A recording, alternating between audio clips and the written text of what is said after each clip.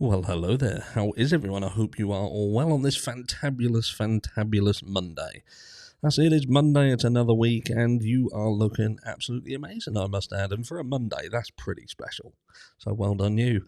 But look, we've got some meat and potatoes. Later on today, we're going to be talking about Alex Murdoch and what has been going on in that situation, speaking about whether he's going to get another trial or not. At the moment, it would appear not, but there are still issues in that case, and there is still an argument as to whether he did indeed get a fair trial or not, because even if guilty, surely he's entitled to a fair trial, even if the outcome's going to be the same. But anyway, for now, we're talking about the actual crime itself in the Idaho 4, and this is something that we've touched on before. And I've had a few emails over the last few sort of weeks and even months that ask the same question, and it's not something that we have touched on exclusively. And that is, we know what happened over in Moscow, Idaho, as the Idaho 4. It's become the Idaho 4 case. But why is it the Idaho 4 and not the Idaho 6? Bearing in mind that on the night that this perpetrator or perpetrators entered 1122 King Road, there was in fact 6 people in the house, not just the 4 that became victims. Because it could be argued that if the house was indeed targeted and it wasn't a single solitary person, then what made the person leave seemingly not all completed in the task? Was there something that alerted them and made them leave partway through? And is there clues to support that notion? So let's go into it. So there's always this argument as to whether what happened at 1122 King Road was targeted or not. And I think there's an argument to support that it wasn't. Or did something happen in the house that changed the dynamic of what the crime was supposed to be? And what I mean by that is we are supposed to be led to believe that this person came over, albeit we're talking about Brian Kohberger here. And for this story, we're going to use him as a reference point because that's who we've been told did the crime. So we've been told that Brian Kohberger, he came over to the area and is being pushed that he did reconnaissance on that property. He was able to look at the house from outside and determine potentially what room belonged to who. And by doing so, was able to enter that house knowing really where to go. Potentially he could have looked at pictures online, perhaps, to learn the layout of the property. It has been argued that perhaps the doors to the external part of that house, i.e. the sliding door, was broken. The latch was broken. Had Brian Kohberger been able to enter this property? But anyway, we'll stick a pin in that for now.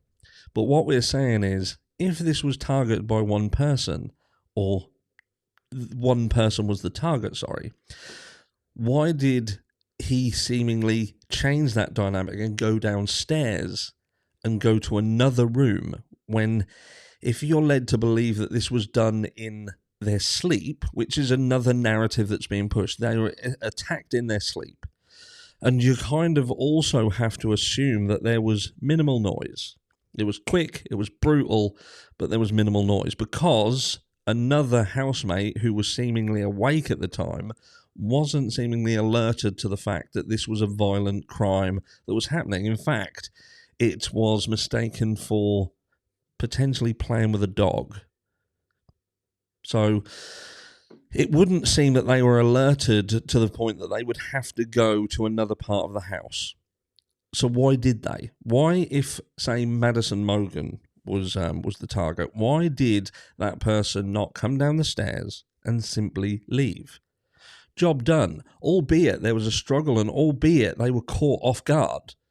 And that would seemingly, to me and my layman's brain, I would be thinking at this point, I've bit off more than I can chew. I came unstuck here. I wasn't expecting this part of what I intended to do to escalate into this. And now I need to leave. I need to go. But they didn't. Again, this is with the assumption that Madison Mogan, or even Kaylee Gonsalves, but I doubt it was Kaylee Gonsalves because there would have had to have been some way of knowing that she was even there, or she was going to be there.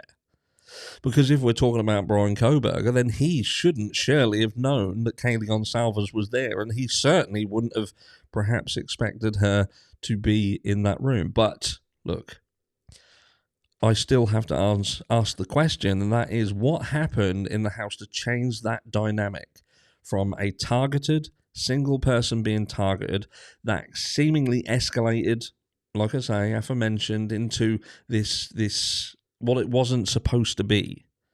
And then they decided not only to not leave, but to venture around the house past other doors and go to Xana and Ethan. Now, it might come out later that this altercation happened outside of Xana's room, perhaps in the living room area, that void between their room and Dylan Mortenson's room. But then it could be argued once again that if Dylan Mortenson was indeed awake and she could clearly hear what was going on above her, then surely she'd be able to hear what was going on outside her door. So again, that part of the crime doesn't make sense. Unless the targets were not Madison Mogen, was not Kaylee Gonsalves, which I feel is a bit of an outsider to this because she shouldn't have been there. Collateral damage in what happened upstairs. But it would seemingly point towards that it's more likely that this person entered the house, and it was in fact Xana and or Ethan who were targets. And what clues have we had to point to this? And that would be Steve Gonsalves. And this is something that we have talked on numerous times. Some people feel there is nothing in it. Some people have made other sort of comments about what he could have potentially meant. But I look right back to the very start at what Mr. Gonsalves could have found out. And did he find out pretty early on the order with which these crimes happened? Did he indeed have insider information passed to him that it would appear that Xana and Ethan were attacked first and Madison and Kaylee were attacked afterwards, thus the perpetrator not having to go upstairs? Again, you're looking at a dynamic shift within the crime.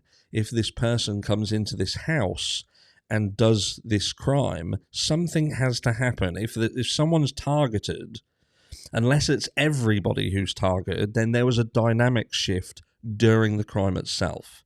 Something happened that made that person decide this isn't about one person anymore or two people, this is about other people. And this is what continuously, in my mind, brings into question Bethany and Dylan.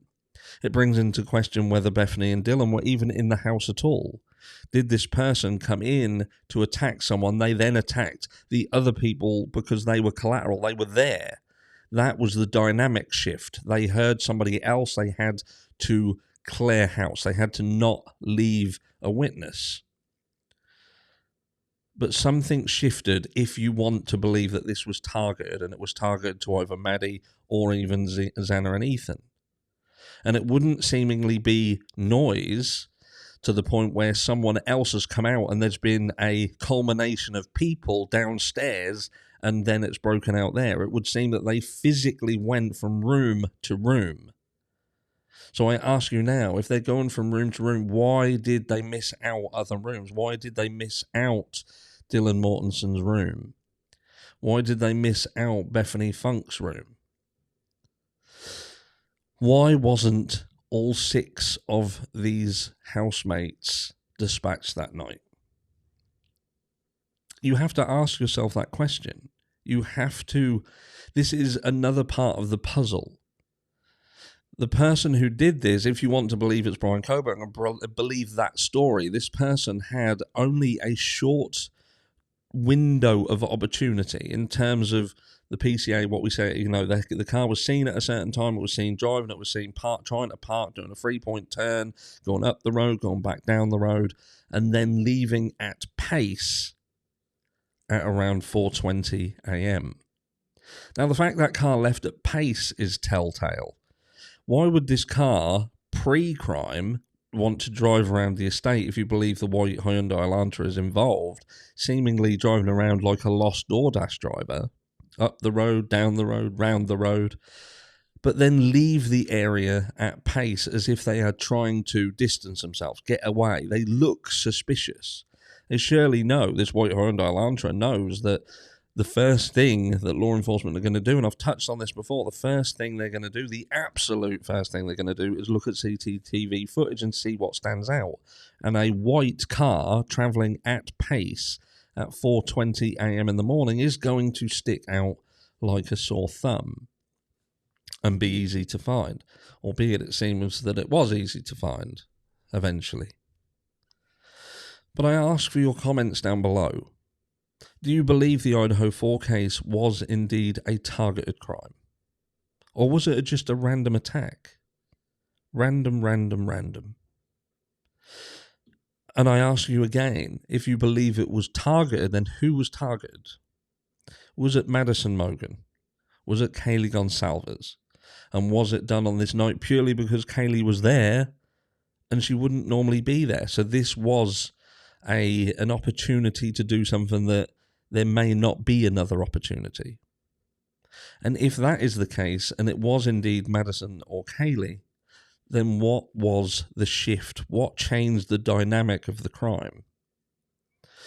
I've touched on it before. Was it the fact that Dylan Mortensen would shout out, "Shut the fuck up"? We've heard it. Do we know it's 100% accurate? We don't, but we use it because it's a reference point that's been handed to us. So she shouts up. She tells them to shut the fuck up. That alerts the person from upstairs, and they come down and hunt who was that said that, on the off chance that that person saw them, and they don't want to leave a witness. Is that what did it? Was it, in fact, Dylan Mortensen who managed to get Xana and Ethan targeted? Or was there something else that changed the dynamic of this crime? And equally, if it was Xana and Ethan who were targeted, what, again, caused the shift to make them then go upstairs when they perhaps didn't have to? Was it, again, Dylan Mortensen not hearing what was going on upstairs, but actually hearing what was going on across the way away to Xana's room? We're not going to know that. We're not going to be 100% sure. But this is why Bethany Funk and her version of events is so important. Was Bethany Funk even at the property? Was she at the property at all? And does the likes of Brian Koberger or his team know that she wasn't there?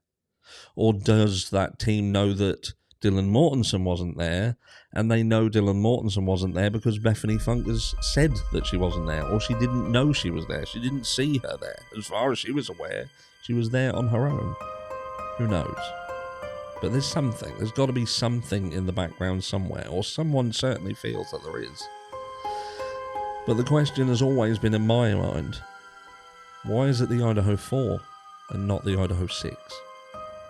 Let me know down below your thoughts and feelings, and I'll catch you in video 2 later today.